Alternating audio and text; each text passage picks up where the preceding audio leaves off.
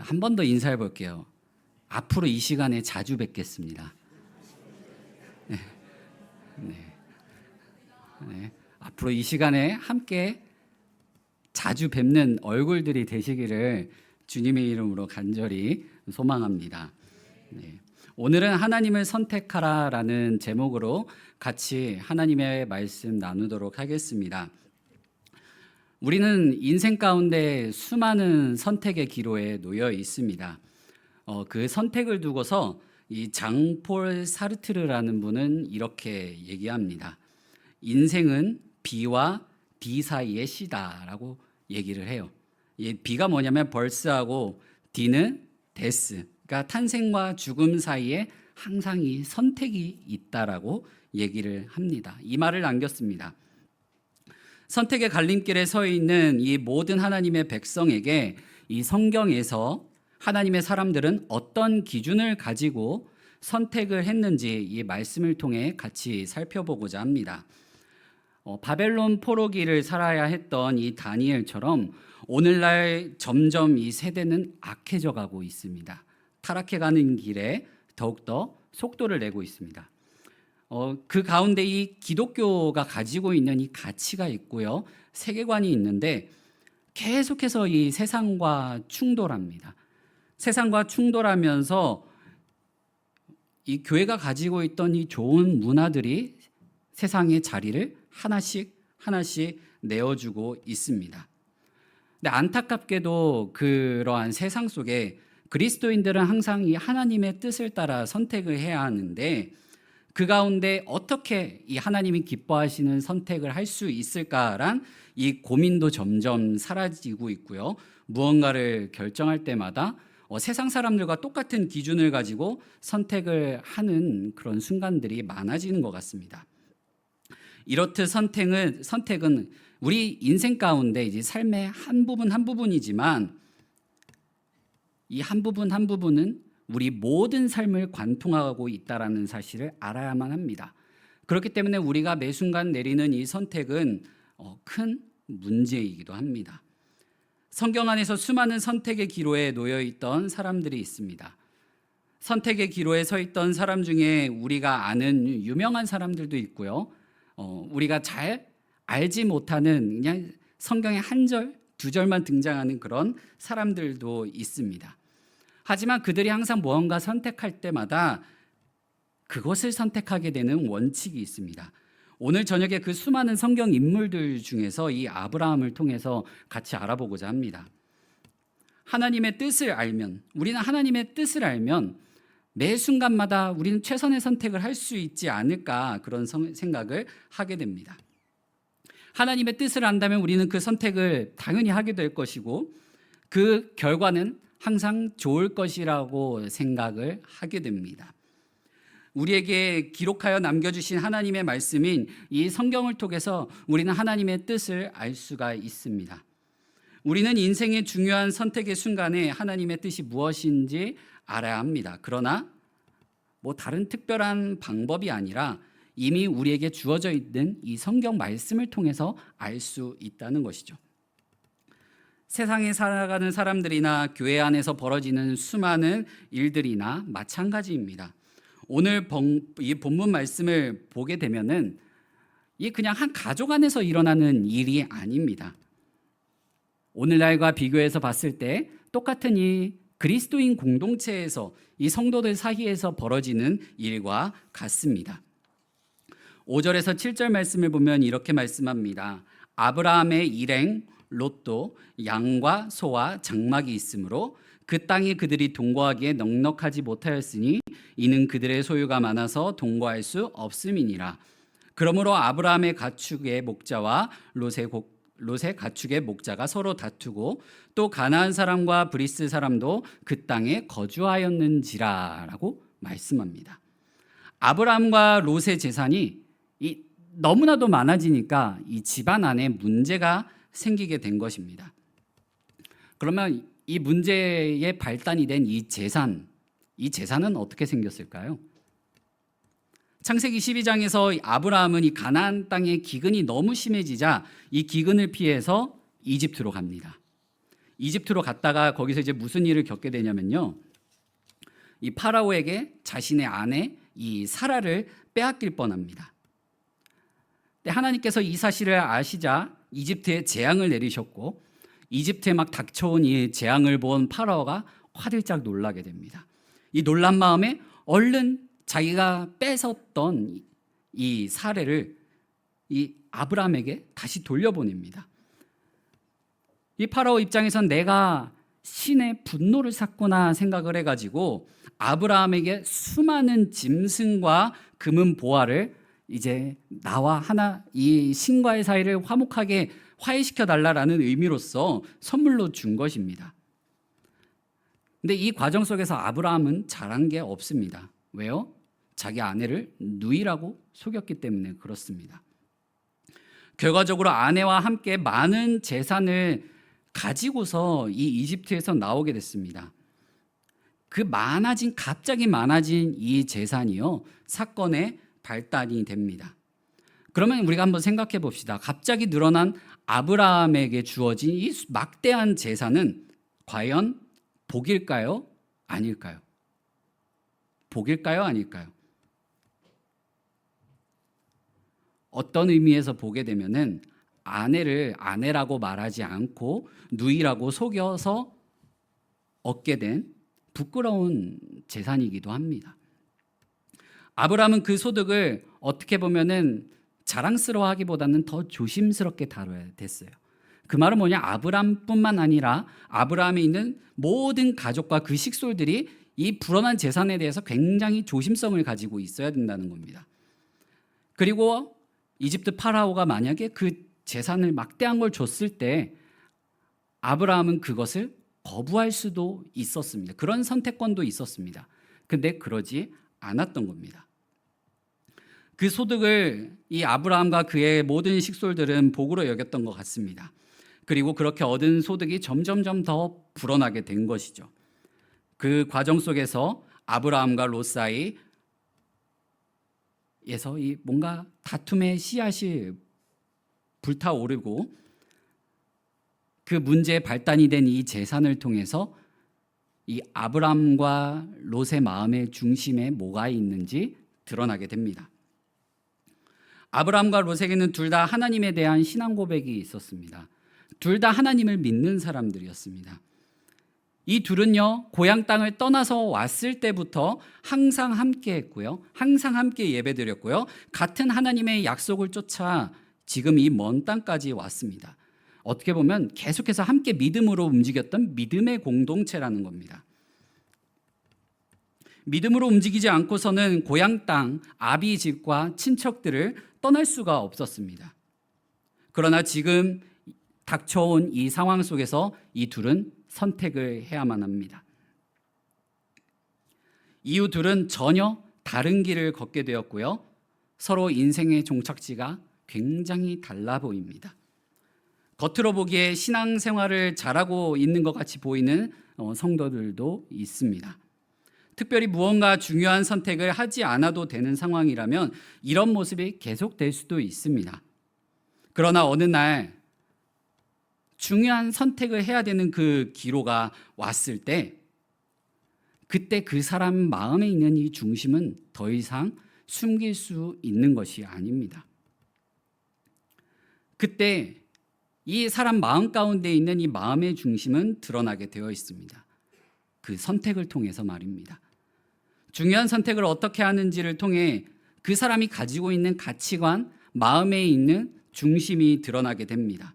그리고 그 기준이 무엇이냐에 따라 그의 정체성을 확인할 수 있습니다. 사건의 발단은 가정 내에서 생긴 재산에 관한 문제였습니다. 8절 말씀을 보게 되면 아브라함이 롯에게 이르되 우리는 한 친족이라, 한 친족, 한 가족이다. 너나 나나 너나 내 목자나 서로 다투게 하지 말자라고 합니다. 아브라함이 말하는 우리가 싸우지 말아야 할 이유는 첫 번째로 뭡니까?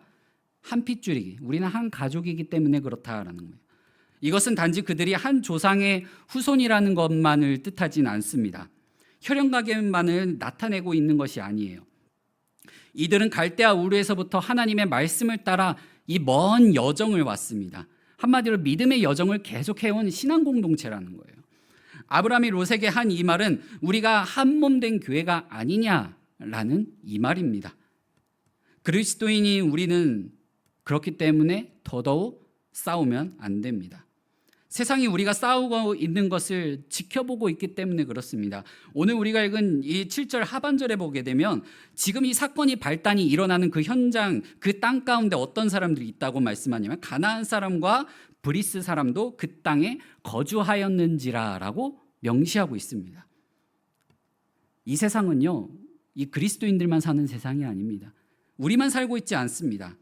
하나님을 믿지 않는 수많은 사람들이 있고요. 그들은 우리와 피부를 맞대고 살아가고 있고요. 우리를 지켜보고 있는 자들입니다. 성도가 서로의 이익을 위해서 싸울 때 세상은 그 성도의 싸움을 보고 기독교를 판단하게 됩니다. 그 결과 그냥 우리들만 우스워지는 게 아닙니다. 우리가 몸담고 있는 교회가 우스워지게 되고요. 더 크게는 우리가 섬기고 있는 하나님, 그 하나님의 영광을 가리우는 일을 하게 됩니다. 하나님의 영광은 하나님을 믿지 않는 비그리스도인에게서, 불신자들에게서, 이방인들의 손에 의해서 짓밟히는 것이 아니라 하나님을 믿는다, 하나님을 섬긴다, 하나님의 자손이다, 하나님의 백성이다 말하면서 그 거룩하신 하나님과 전혀 무관하게 보이는 삶의 모습을 보일 때 짓밟혀 왔습니다. 아브라함은 조카와 싸워서 자기의 권리를 지키기를 원치 않았습니다. 손해를 보더라도 화해하고 이 평화의 길을 가기를 바랬습니다. 그래서 아브라함이 뭐라고 합니까? 내가 좌하면 나는 우하고 내가 우하면 나는 좌하리라 라고 말합니다. 아브라함도 이게 진짜 속마음이었을까요? 말씀을 준비하는 내내 이제 그냥 우리 집안에 이제 불화가 생기지 않기를 바람으로, 야 너가 왼쪽 가면 난 오른쪽 가고 너가 이쪽 가면 난 이쪽 갈게, 라는 그 말을 진심이었을까요? 아브라함의 속내는 롯이 이렇게 대답하기를 원했는지 모르겠습니다. 삼촌, 저는 삼촌을 떠나지 않겠습니다. 지금 이 많은 재산을 줄이더라도 삼촌과 함께 이 믿음의 여정을 하는 것이 더 좋습니다. 아브라함은 어쩌면 롯에게 이런 대답을 얻기를 바라지 않았을까요? 제가 결혼하기 몇 년 전에 이제 제 남동생이 이제 올해로 이제 결혼 9년 차인데요. 그 첫 조카를 딱 낳았을 때, 그 조카를 품에 안았을 때 너무나도 세상 이쁘고 귀엽더라고요. 근데 아브라함 입장에서는 어땠을까요? 결혼을 그 당시 더 일찍 했을 것이고 자녀를 오랜 세월 바래왔을 텐데 자녀가 없었던 이 아브라함에게 이 조카 롯은 너무나도 특별한 존재였을 겁니다. 그리고 고향 땅을 떠나올 때 함께 했던 그 조카 롯은 친아들과 같았을 겁니다. 삼촌의 이러한 마음을 조카 롯도 알았는지 몰랐는지 궁금하긴 합니다. 근데 롯은 어떤 선택을 하게 되냐면 10절 말씀에 이에 롯이 눈을 들어 요단 지역을 바라본즉 소알까지 온 땅에 물이 넉넉하니 여호와께서 소돔과 고모라를 멸하시기 전이었으므로 여호와의 동산 같고 애굽 땅과 같았더라라고 말씀합니다.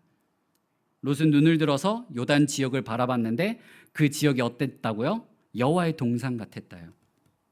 그 말은 뭐냐면 에덴 동산 같았다라는 거예요.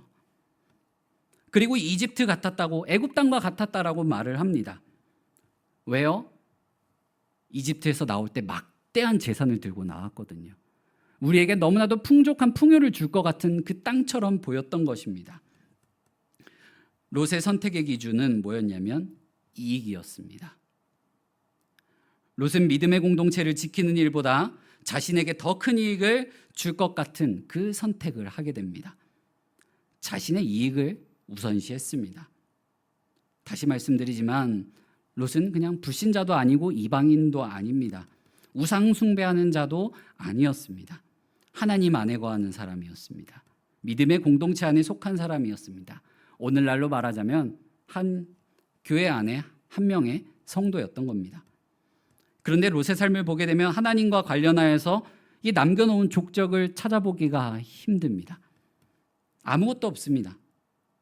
분명 이렇게만 보게 됐을 때 그의 시작은 좋아 보입니다. 풍요의 땅으로 들어가는 인생. 아브라함과 함께 믿음의 여행을 시작했기 때문에 그 시작은 어떻게 보면 영적인 풍요함으로 더 들어가는 길이었을 수도 있습니다. 하지만 그의 인생을 살펴보고 그의 선택들을 보게 되게 되면 하나님과 관련하여 그 어떤 것도 남지 않게 됩니다. 왜일까요?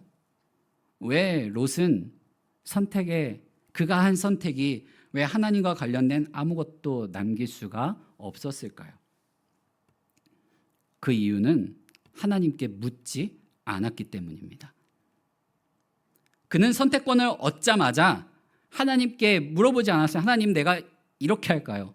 저렇게 할까요? 묻기보다는 바로 자신의 눈, 자기 소견에 옳은 대로 판단을 내리고 선택을 하게 됩니다. 그 선택을 그리고 행동으로 옮기는 사람이었습니다. 굉장한 실행력을 또 추진력을 가지고 있던 사람이었던 거죠. 그는 그런 추진력과 행동력을 통해 가지고요, 세상 속에서 성공하는 자리에까지 올라가게 됩니다. 가나안 민족 안에서 장로라는 지위까지 올라가게 돼요. 이방인들에게도 인정받는 사람이 됩니다. 실력을 갖춘 사람이었어요. 사랑하는 성도 여러분, 우리는 선택의 기로에서 하나님께 질문을 던져야 합니다.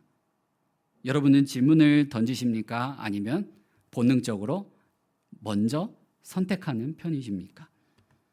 롯은 자기 눈에 들어온 것을 먼저 선택했고요, 그것을 바라봤고 결정하고 움직인 사람입니다. 하나님을 믿지 않는 자, 하나님이 없다고 생각하는 사람들과 비교해서 봤을 때 그렇게 큰 차이점이 있지 않는 사람이었습니다. 반면에 아브라함은 어땠을까요?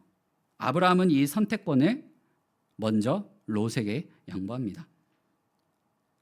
그 말은 뭐냐면 스스로의 선택권을 내려놓았다라는 거예요. 우리는 매번 선택의 기로에 서게 됩니다. 저도 수많은 선택의 기로에 서 있게 돼요. 우리 청년부 수련회니까 우리 형제님들에게 한번 물어보겠습니다. 연애를 합니다. 이제 자매분들에게 중요한 이 질문을 하게 될 거예요. 자기야, 오늘 뭐 먹을래? 대답은요? 네, 들으신 대로 아무거나입니다. 그러면 선택의 기로에 우리는 놓이게 돼요. 선택의 기로에 놓이게 돼요. 그때 여러분들이 겪었던 수많은 오차가, 이 오답들이 있을 겁니다. 저도 숱하게 겪습니다. 뭐 먹을래? 아무거나요. 당신 먹고 싶은 걸로 먹어요. 저는 하나님의 은혜로 이 조카 롯에게 선택권을 양보한 이 아브람과 같은 이 믿음을 가진 아내를 만났습니다. 그렇게 같이 이 질문을 숱하게 반복하면서 살아가고 있어요. 이쪽이 좀 따가운 것 같은데 그 순간들 속에 수많은 오답들이 있었는데 이 설교를 준비하면서 생각해 보니까 하나님께 묻지 않았던 것 같습니다. 하나님, 이 여인이 원하는 게 뭘까요? 어떤 음식을 골라야 할까요? 저는 그 선택의 순간마다 롯처럼 제 소견에 오른 대로, 제가 먹고 싶은 대로 얘기를 했습니다. 그럼 피자 먹읍시다. 피자는 좀 밀가루잖아요. 햄버거 먹을까요? 그건 밥이 아니잖아요. 뭐 이런 대답들이 반복이 되게 돼요. 많은 형제님들의 공감을 사고 있지만 오늘 집에 가는 길이 좀 무서울 것 같기도 합니다. 그래서 이제 다행히 좀 수련의 기간이니까 이제 미리 뭐 침낭이나 갈아입을 옷들을 챙겨서 왔어요. 그리고 오늘 여기 오는 길에도 제가 그렇게 세면도구를 물어봤는데 어딨냐, 세면도구 좀 챙겨달라 했는데 그건 챙기지 못했습니다. 지금은 그것만 이제 챙기면 될 것 같아요. 저처럼 하나님께 구하지 않았던 이 롯은요, 자기 소견에 옳은 대로, 자기 눈에 보이는 풍요대로 그곳을 향해 갑니다. 하나님은 자신에게 얼굴을 보이지 않는 이 롯, 자신을 바라보지 않았던 이 롯을 뒤로 한 채요, 이 주도권을 넘겼던 아브라함을 위해서 일하기 시작하십니다. 14절에서 17절 말씀을 보게 되면 롯이 아브라함을 떠난 후에 여호와께서 아브라함에게 이르시되 너는 눈을 들어 너 있는 곳에서 북쪽과 남쪽 그리고 동쪽과 서쪽을 바라보라. 보이는 땅을 내가 너와 내 자손에게 주리니 영원히 이르리라. 아멘. 하나님은요, 아브라함에게 선택권을 넘겨주십니다. 그리고 해야 할 일들까지 알려주세요. 바라보라. 그리고 그쪽을 종과 횡으로 두루 다녀보라라고까지 말씀을 하십니다. 그리고 그 땅을 다 주겠다고 하십니다. 얻는 방법까지 알려주세요. 근데 아브라함은요, 하나님이 말씀하신 대로 행동하지 않습니다. 어떻게 보면 불순종한 것처럼 보여지죠. 하나님의 말씀대로라면 어떻게 됩니까? 동서남북을 아주 바쁘게 쏘다녀야 돼요. 근데 아브라함은 그렇게 하지 않아요. 저라면 진작에 사방팔방 뛰어다녔을 것 같은데 아브라함은 그러지 않습니다. 하나님의 이 말씀을 들은 아브라함은 이제 거주지를 옮겨갑니다. 어디로 옮겨가게 되냐면 헤브론이라는 곳으로 옮겨가서 거기에 머물기 시작합니다. 그리고 그곳에서 여호와를 위한 제단을 쌓아요. 여기서 롯과 아브라함과 하나님의 대화를 우리는 유심히 봐야 합니다. 아브라함이 롯에게 내가 좌하면 나는 우하고 내가 우하면 나는 좌하리라 말했고요. 하나님은 아브라함에게 너는 북쪽과 남쪽 그리고 동쪽과 서쪽을 바라보라. 종과 횡으로 두루 다녀보라라고 말씀합니다. 지금 뭐가 보이십니까? 아브라함이 롯을 향해 가지고 있던 마음을 하나님께서 아브라함을 향해서 똑같이 가지고 계시는 것을 볼 수가 있습니다. 조카 롯의 선택을 눈앞에서 보았던 아브라함은 하나님의 바로 이 말씀에 자신을 향한 하나님의 마음을 알게 돼요. 깨닫게 됩니다. 아브라함을 향한 하나님의 명령은요, 하나의 선택을 두고 행한 시험이었습니다. 그것을 아브라함은 알아차렸고요, 헤브론으로 이사를 갔고요, 그곳에서 제단을 쌓게 됩니다. 이 지도를 보게 되면 이 헤브론이라는 곳은 이 지중해와 사해 중간에 있고요, 브엘세바와 베들레헴 그 사이 이 산맥이 굉장히 형성되어 있는 지역이에요. 산맥이 험준하게 형성되어 있는 지역이에요. 이제 다음 사진 보게 되면 지금 이게 오늘날의 헤브론이에요. 수많은 도시들이 들어섰죠. 이 굉장히 높은 지역입니다. 왜냐하면 여기가 해발 927m 높이에 있는 곳이기 때문에 그래요. 그러면 이 광야 같은 그런 산맥이 우거진 곳에 무슨 꿀단지가 있어서 아브라함이 그곳을 간 게 아닙니다. 이 높은 지역은, 특히나 이 돌로 이루어진 이 지역은요, 농사짓기도 힘들어요. 목축하기에도 어려운 지역입니다. 오늘날에는 이렇게 도시의 모습으로 발전하긴 했지만 아브라함이 살던 시대에는 그냥 굉장히 높은 고지대였던 겁니다. 이 땅으로 아브라함이 이사를 갔다라는 건 뭐예요? 땅 부자가 되는 것도 지금 수많은 재산을 불리는 것도 포기했다라는 거예요. 이 헤브론이 가나안 땅에서 가장 높은 땅들 중 하나였습니다. 그래서 이 헤브론의 별명이 뭐였냐면 하늘과 맞닿은 땅이었어요. 하늘과 맞닿은 땅. 가나안 사람들에게 있어서 이 하늘과 가장 가까운 땅이라는 곳으로 여겨져서 어떻게 사람들에게, 가나안 사람들에게 여겨졌냐면요, 신성한 곳으로 여겨졌어요. 그 말은 뭐냐면 가나안 사람들 입장에서는 이 높은 곳에 올라가게 되면 저 하늘 너머에 있는 신들과 우리가 같이 교제를 나눌 수 있지 않겠냐, 그런 장소라고 해가지고 신과의 화합, 신과의 연합, 신과의 동맹을 도모하는 그런 신성한 장소였습니다. 그래서 이곳은 연합, 동맹, 친교라는 의미도 가지고 있던 겁니다. 이곳은 인간과 인간이 화합하는 장소가 아닙니다. 신과 인간이 화합하는 장소였습니다. 그렇다면 아브라함이 헤브론으로 땅을 이주했다라는 것, 이 헤브론의 땅을 선택했다라는 것, 하나님이 말씀대로 종과 횡으로 두루다니지 않고 동서남북으로 싸돌아다니지 않고 이 헤브론으로 이사했다라는 것. 아브라함은 하나님과의 연합, 하나님과의 친밀함을 선택한 것입니다. 그래서 헤브론으로 가서 그곳에 제단을 쌓습니다. 하나님을 선택했기에 그는 예배를 최우선으로 삼습니다. 아브라함은 헤브론에서 이 땅에서 몇 년이나 지내면 20년 동안 지냅니다. 20년 동안 예배드리는 삶을 그곳에서 살게 돼요. 그럼 아브라함과 정반대의 선택을 했던 이 롯 같은 경우에는 하나님이 보시기에 죄가 가득한 이 소돔 땅에 뿌리를 내립니다.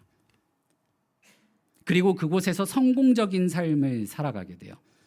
창세기 19장 1절 말씀을 보게 되면 저녁 때에 그 두 천사가 소돔에 이르니 마침 롯이 소돔 성문에 앉아 있다가라고 말씀합니다. 어디에 앉아 있었다라고요? 성문에 앉아 있었대요. 이 고대 근동 사회에서 성문에 앉아 있는 사람은 아무나 앉을 수 있는 자리가 아닙니다. 적어도 그 성 안에 장로나 장로에 준하는 위치에 있는 사람만이 그 자리에 앉을 수 있습니다. 그 말은 뭡니까? 롯이 이 소돔성 안에서 굉장히 성공적인 삶을 살아서 높은 지위까지 얻게 되는 삶을 살고 있었다라는 거예요. 오늘날로 말하자면은 성공한 삶을 살고 있는 거예요. 오늘날로 말하자면 저 지방에서 상경해가지고 이 강남이나 이런 곳에 여의도나 이쪽에 터를 잡고 수많은 사람들에게 인정받는 삶을 살아가고 있었다라는 겁니다.